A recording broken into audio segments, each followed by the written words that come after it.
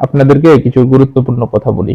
মনে করেন হঠাৎ করে কখন আপনি রাতের বেলা নির্জন বা নিবিড় কোনো এলাকা দিয়ে হাঁটতেছেন, অথবা কোনো শ্মশানের পাশ দিয়ে হাঁটতেছেন, অথবা গ্রামগঞ্জে যারা থাকেন এরা গভীর বিল বা সমুদ্রের পাশে বা খালের পাশে বা গভীর জঙ্গলের পাশে দিয়ে হেঁটে যাচ্ছেন গভীর রাতে। এমতো অবস্থায় খারাপ কোনো একটা কিছুর সাথে আপনার দেখা হয়ে গেল, তখন আপনারা কি করবেন বা ওই মুহূর্তে আপনাদের করণীয় কি? কারণ এই খারাপ জিনিসটার সাথে দেখা হওয়ার সাথে সাথে আপনার লাইফের বা আপনার জীবনের খারাপ কিছু একটা ঘটতে পারে, এমনকি আপনার জীবনটাও শেষ হয়ে যেতে পারে।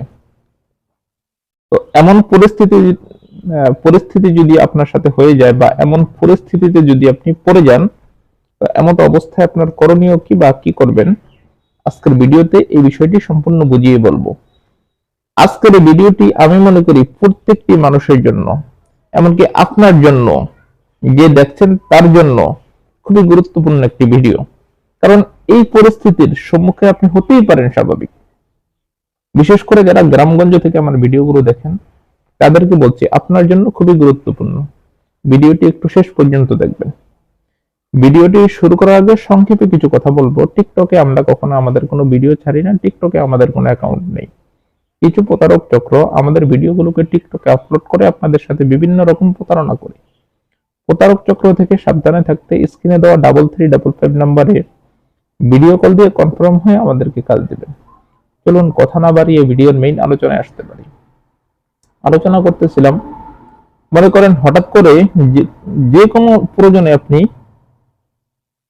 বাজার থেকে বা অন্য কোনো জায়গা থেকে ফিরতে গভীর রাত হয়ে গেছে, আপনার বাসাতে আসার পথে কোনো শ্মশান পড়েছে, অথবা আসার পথে কোনো কবরস্থানের পাশ দিয়ে আপনি আসতে হয়েছে, বা নিবিড় কোনো জঙ্গলের পাশ দিয়ে আপনি আসতে আসতে হচ্ছে, অথবা কোনো বিলের মাঝখান দিয়ে আপনার আসতে হয়েছে, অথবা খালের পাশ দিয়ে, যে কোনো খারাপ জায়গার পাশ দিয়ে আপনার আসতে আসতে হইতেছে।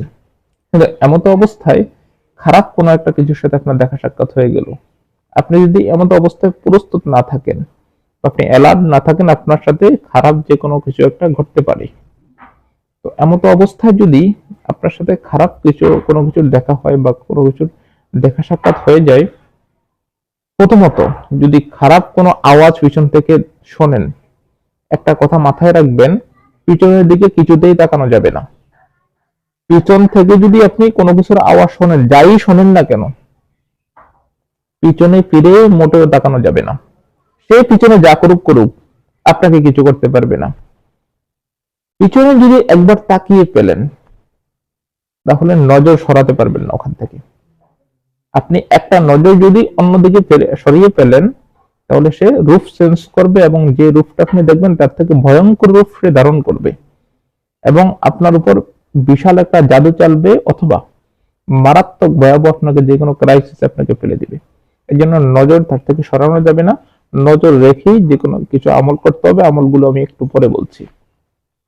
দ্বিতীয়ত, মনে করেন আপনি পিছিয়ে নজর দিলেন না, আপনার সামনেই ওই জিনিসটা পড়ে গেল, আপনার চোখের সামনে, নজর পড়ার সাথে সাথে নজর অন্যদিকে ফিরানো যাবে না। নজর না ফিরিয়ে আপনার যদি আয়াতুল কুরসি মুখস্থ থাকে, সাথে সাথে আয়াতুল কুরসি পাঠ করবেন।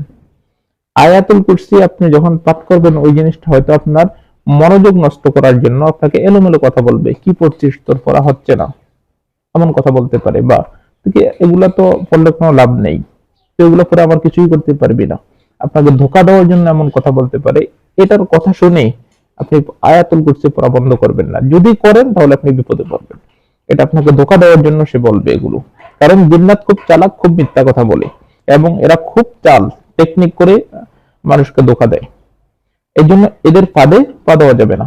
চেষ্টা অনুযায়ী আপনি আপনার মতো আয়াতুল কুরসি পড়বেন। আয়াতুল কুরসি পারেন না, তাহলে আস্তাগফিরুল্লাহ পড়বেন। কিছু না পারলে জোরে জোরে আজান দিবেন। এই পরিস্থিতি থেকে আপনি বাঁচার জন্য আয়াতুল কুরসি পড়ে অথবা আজান দিতে দিতে সামনের দিকে হাঁটবেন। হাঁটতে হাঁটতে আপনি একটা কবরস্থান তালাশ করবেন। যেভাবে হোক হাঁটবেন, ওই জায়গায় স্থানে দাঁড়িয়ে থাকবেন না। আপনি যখন দেখবেন হাঁটবেন, ওই জিনিসটা আস্তে আস্তে পিছু হটবে, কিন্তু ওটা সরবে না। আপনি নিরাপদ যে কোনো একটা জায়গায় যেতে হবে। আপনার বাসা যদি দূরে হয় আপনি যে কোনো একটা কবরস্থান তালাশ করবেন, কবরস্থানে চলে যাবেন। আর যদি কবরস্থান না পান, যে কোনো বাসার ঘরের কাছে যাবেন, কিন্তু নজর ওটার থেকে সরানো যাবে না।